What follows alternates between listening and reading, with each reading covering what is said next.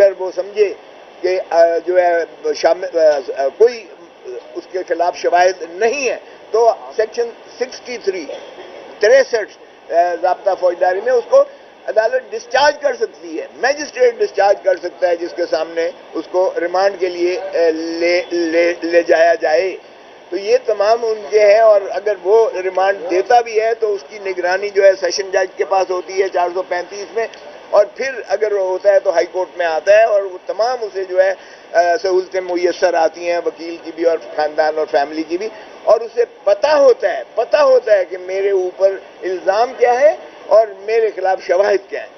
اب آج attorney general صاحب نے جو ہے پڑھ کے سنایا کہ جی یہ انہوں نے چونکہ کل کی سماعت میں جج صاحبان نے کہا تھا کہ بتائیے کہ کیسے آپ ڈیو پروسیس آف لا اس کی تکمیل ہوتی ہے، تو آج انہوں نے سارا جو ہے پڑھ کے سنایا، اپنی استدلال دی کہ کس طرح سے یہ شروعات کس طرح سے ہوتی ہیں. ایک ان کی جو ہے ایک رپورٹ بنتی ہے، انفارمیشن رپورٹ ایک کمانڈ میں بنتی ہے. اس کمانڈ میں جب انفارمیشن وہ جی ایچ کیو کو بھیجی جاتی ہے، جی ایچ کیو میں اس رپورٹ کی بنیاد پر جو ہے یہ کہا جاتا ہے کہ اس کو جو ہے آپ انکوائری کے لیے کریں. پھر ایک انکوائری کورٹ یا انکوائری ان کی کمیٹی بنتی ہے، وہ بھی فوجیوں پر ہوتی ہے. پھر اس کا جو ہے وہ گرفتاری کا جو ہے سیکشن دیا ہوا ہے، اس کو گرفتار کیا جاتا ہے، اور پھر گرفتار کر کے کہاں رکھا جاتا ہے یہ کسی کو نہیں پتا ہے. آج اگرچہ اٹارنی جنرل صاحب نے کہا کہ جی ان کو جیل ویل میں ہم نے کوئی نہیں رکھا ہوا، کہاں رکھا ہے کیسے رکھا ہے، گول مول جواب دیا کہ ہم نے اپنا جو فوجی بیرکس ہیں ان میں رکھا ہوا ہے، لیکن اس کا جواب انہوں نے نہیں دیا تسلی بخش. میں نے جو عرض کی کہ جی اتنا پیتھیٹک اسٹیٹ آف افیئرز ہے کہ ایک میجسٹریٹ کے پاس یہ اقبال جرم کروانے لے کر گئے ایک ملزم کو، میجسٹریٹ نے کہا الامان اس کی حالت تو دیکھو، وہ تو کھڑا نہیں ہو سکتا، وہ تو نڈھال ہے، میں کیوں کر اور کیسے اس کا بیان جو ہے اقبالی بیان جو ہے 164 کا لکھوں. اس نے انکار کر دیا. یہ بات میں نے سپریم کورٹ کو بتائی ہے. اٹارنی جنرل آئیں بائیں شاہی مارتے رہے، اور اسی طرح پھر میں نے کہا کہ جی ابھی بھی انہوں نے 102 اشخاص کی جو آپ کے سامنے بھی کی تھی فہرست تک نہیں دی ہے. یہ اتنا، اور چیف صاحب نے کہا بھائی اتنی سیکریٹو کون سی بات ہے، اتنی آپ کیوں اس کو اخفا رکھے ہوئے ہیں. وہ 102 بندے جو آپ کہتے ہیں کہ آپ کی تحویل میں آپ نے انہیں گرفتار کیا ہے، تو پھر ان کا نام دینے میں، اس کی فہرست دینے میں، تاکہ تشفی تو ہو جائے ان کے جو والدین ہیں یا ان کے جو بھی ہے وہ رسا ہیں، ان کو ایک تسکین تو مل جاتی ہے کہ چلیں ہمارا جو ہے بچہ یا ہمارا خامند یا ہمارا جو ہے بھائی اب جو بھی ہے وہ ایک تحویل میں اور محفوظ ہے، کم از کم زندہ تو ہے. ابھی تو یہ بھی کسی کو نہیں پتا ہے. اور اسی طرح سمیر کھوسا نے بھی اپنا جو ہے نالش کی. اس نے بھی کہا کہ میرے کلائنٹ کو بھی نہ تو کسی کو ملنے دیا گیا ہے اور وہ بھی بہت بری حالت میں ہے اور نہ وکیل تک رسائی ہے. تو جی صاحب نے کہا کہ اگر ہم کسی کو یہاں سے مقرر کر دیں اور جا کے دیکھیں تو اس پر بھی اٹارنی جنرل نہیں مانے اس بات پر. انہوں نے میرا نام لیا، میں کوئی اس قسم کا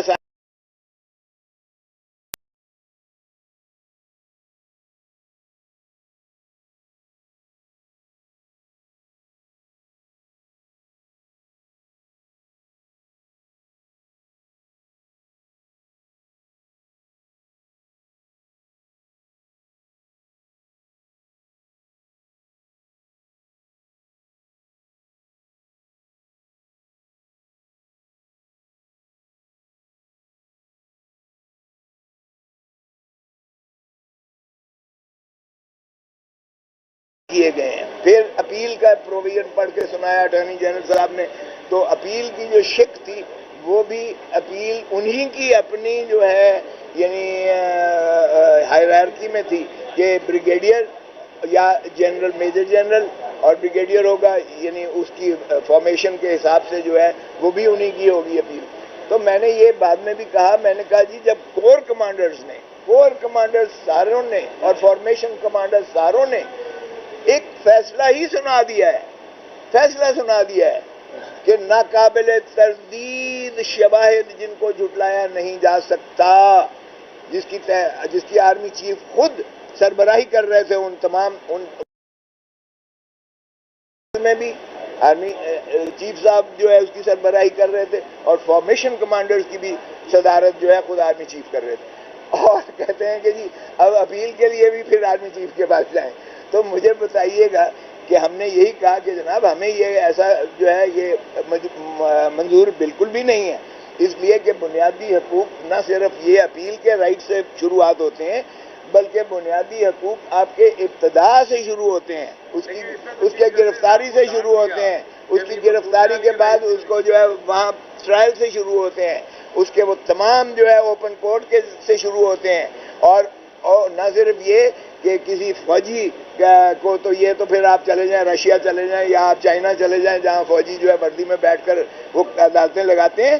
یہ پاکستان میں ایک آئین ہے اور اس کے تحت جج کو he should be qualified to administer justice. اور ان کا ایک طریقہ ہے، سیشن ججز کس طرح بنتے ہیں آپ کو پتہ ہے، سول ججز کس طرح بنتے ہیں آپ کو پتہ ہے، ATA اینٹی ٹیررزم کورٹ کس طرح بنتی ہے آپ کو پتہ ہے، اسپیشل جج کس طرح بنتے ہیں. یہ سینئر سیشن جج کا رینک ہوتا ہے جن کی 20-30 سال جو ہے یہ تجربہ ہوتا ہے اس قانون کی جو ہے اس میں منشا کے مطابق جو ہے یہ فیصلے کرتے ہوئے آئے ہوتے ہیں، اور کئی وکیلوں میں سے آئے ہوتے ہیں. تو ان کی ایک لیگل نالج ہوتی ہے، تو لیگل نالج کی بیسس پر وہ جو فیصلہ کرتے ہیں اس کو آپ عدالت کا فیصلہ کہہ سکتے ہیں. صرف گلٹی ناٹ گلٹی لکھ دینے سے کوئی فرق نہیں پڑتا ہے، اور اگر اس کے کوئی ریزن دے بھی دیں، یہ اب اگر جو لالی پاپ دے رہے ہیں ہم نے اس کو بالکل ایکسیپٹ نہیں کیا ہے. جو اٹارنی جنرل صاحب کہہ رہے تھے کہ آپ ہمیں ٹائم دیں اور 1 مہینے کا، اور ہم قانون سازی کے لیے کوشش کرتے ہیں، یقین نہیں دلایا. وہ گلبھاشن کا جو ہے قصہ سنا رہے ہیں، وہ بھائی گلبھاشن کا کیا تعلق ہے ان بچوں کے ساتھ یا ان لوگوں کے ساتھ جنہوں نے ایک ٹریگر آف ہوا ہے اور اس میں پاکستانی 102 بچے جو جن کی پیرنٹس ہلکان ہوئے ہیں ان کے ٹرائل میں ہم کب کہہ رہے ہیں کہ بری کر دیں؟ بھائی ہم کہتے ہیں کہ ڈیو پروسیس آف لا کے تحت ان کو اگر اینٹی ٹیررزم کورٹ بنتی ہے تو اینٹی ٹیررزم کورٹ ٹرائی کرے، اگر سیشن کورٹ بنتی ہے تو سیشن کورٹ جو ہے ان کو ٹرائی کرے، اوپن ٹرائل ہو، اور اس کے بعد اپیل آتی ہے ہائی کورٹ میں اور پھر سپریم کورٹ میں اس کی پٹیشن ہوتی ہے. یہاں کوئی اپیل نہیں ہے، کوئی اپیل سپریم کورٹ میں ہائی کورٹ میں نہیں ہے، کوئی پٹیشن جو ہے سپریم کورٹ میں نہیں ہے آرمی ایکٹ کے تحت جو ہے ان کا جن کا ٹرائل ہونے جا رہا ہے. تو اور آج کہاں رکھا جا رہا ہے؟ یہ سارا سیکریٹو ہے، حتیٰ کہ نام تک دینے سے گریزاں ہیں. تو اس لیے ایسے ٹرائل میں تو بنیادی حقوق عوام کے وہ بلک رہی ہے عوام.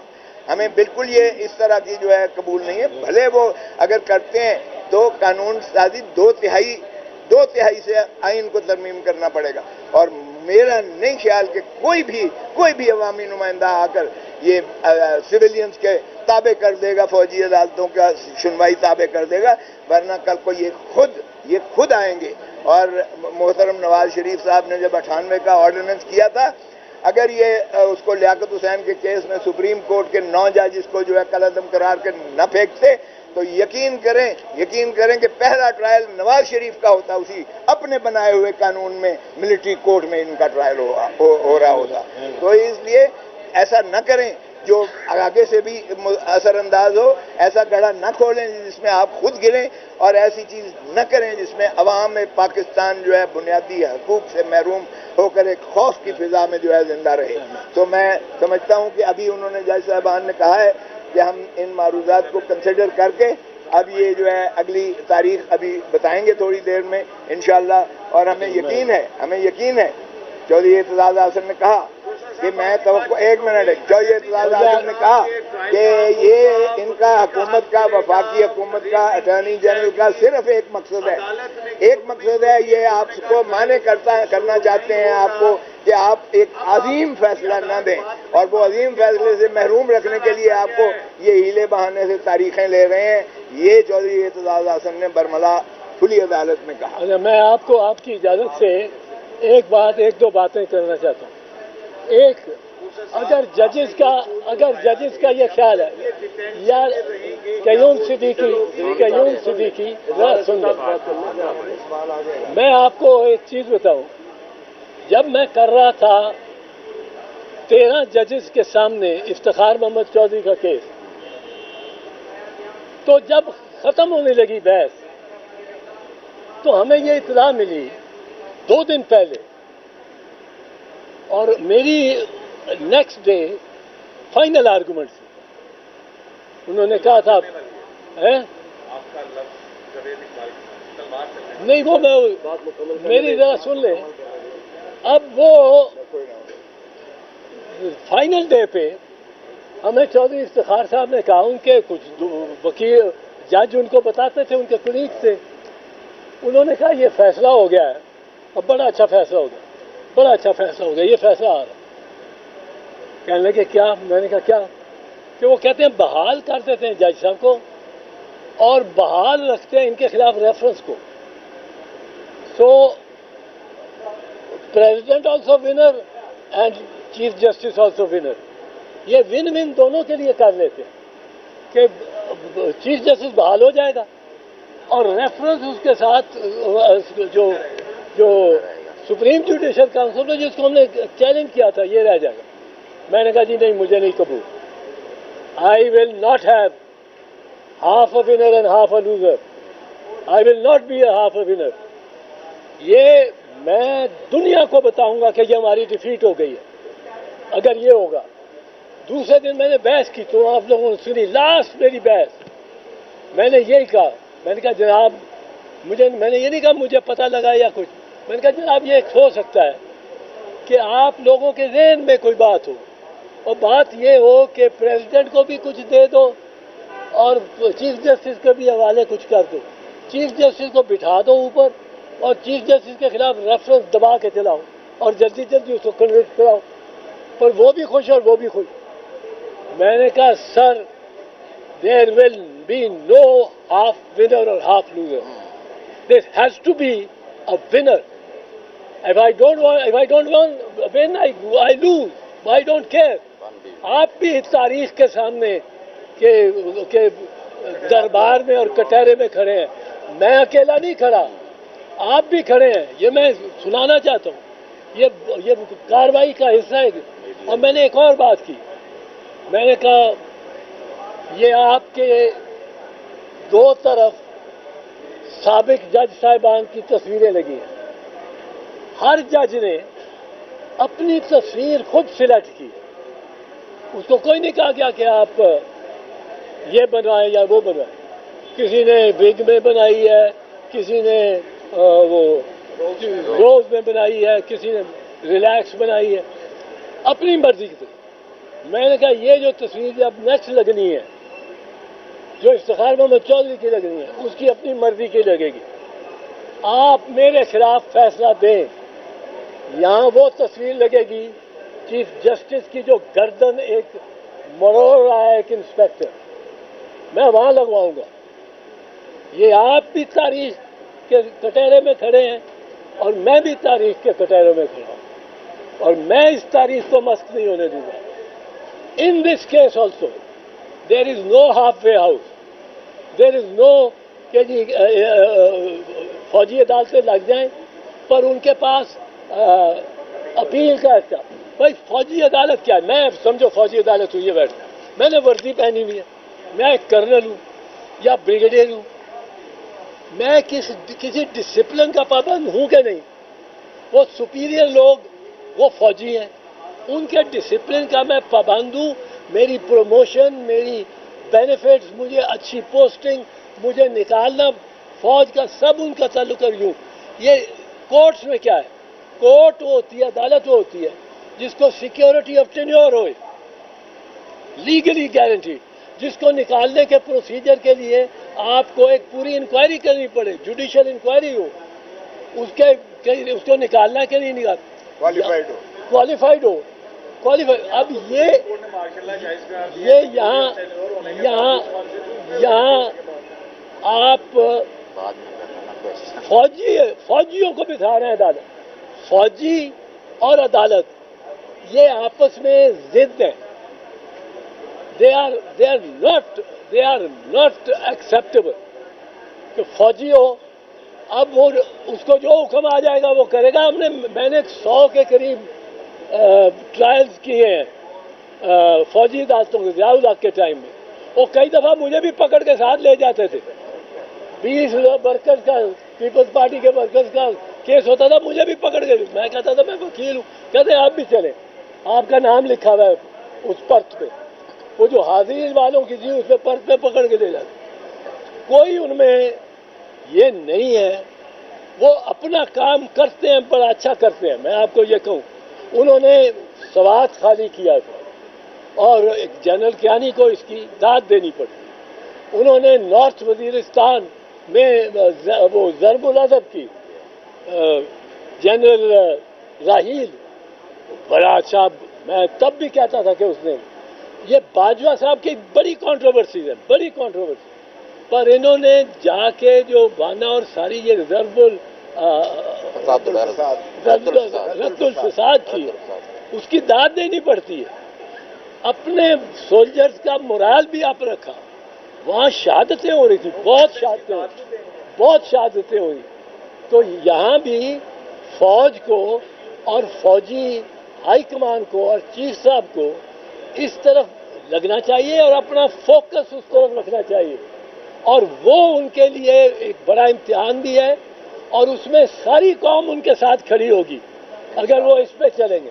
लेकिन अगर वो फौजी अदालतें लगाएंगे तो इस पे फूट पड़ेगी, इस पे आइन को देखा जाएगा, आइन इजाजत नहीं देता, and there will be no half way house, no कि दोनों विनर्स हो और दोनों लूजर्स हो, नो के आधी उनको दे दो और आधा हमें खुश कर दो।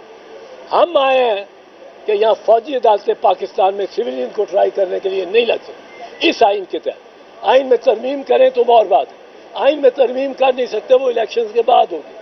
फिर कोई मैंडेट लेके आ जाएगा तो फिर हम बेबस हैं, फिर वो तो 2/3 मेजॉरिटी।